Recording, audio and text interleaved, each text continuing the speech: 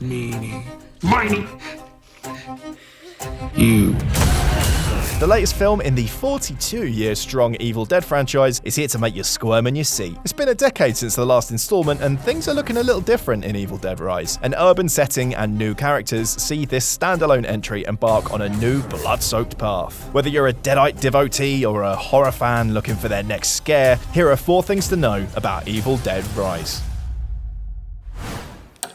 When guitar tech Beth visits her estranged older sister Ellie and her 3 children in Los Angeles, she hopes to rekindle their relationship. But after an earthquake knocks out the power and isolates the family in their high-rise apartment, Danny, Ellie's son, discovers the Necronomicon, the evil book responsible for unleashing demons that possess helpless hosts throughout the Evil Dead series. With the book open and darkness unbound, Ellie's family find themselves in a fight for survival against a malevolent force seeking to tear them apart.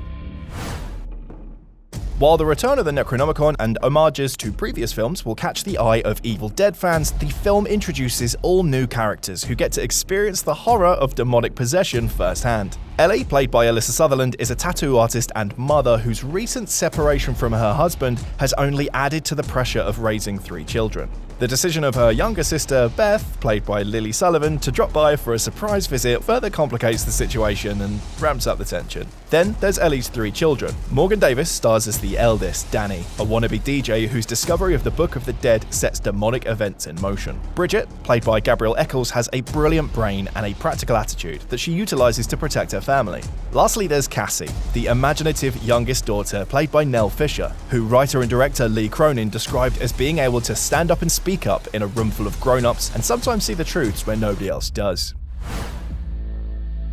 Past installments of the Evil Dead series have taken place in remote cabins and inhospitable woods, but this new entry swaps untamed wilderness for the domestic oppression of a high-rise apartment block in LA. With a different setting, Cronin was conscious that the apartment needed to have a strong sense of identity. In addition to its lived-in quality, the building is set to be demolished, hinting at the cracks within the family. But this urban shift doesn't mean Evil Dead has lost sight of its roots. Nods to the woods can be found in the design of the apartment, such as the Cronin described as bringing a little of the outdoors indoors.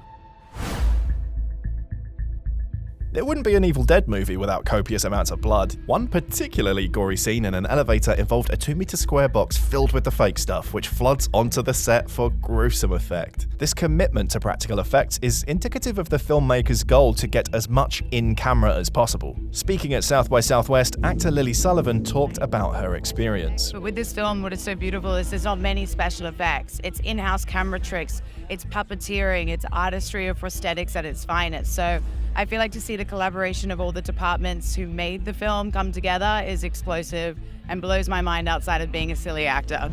From sickly demonic possessions to a scene that ensures you'll never look at a cheese grater in the same way again, this fresh addition to the supernatural horror series will make you think twice about dusting off any leathery books you might find in your basement. Evil Dead Rise is out in cinemas on April 21st. For more on Evil Dead, stick with IGN.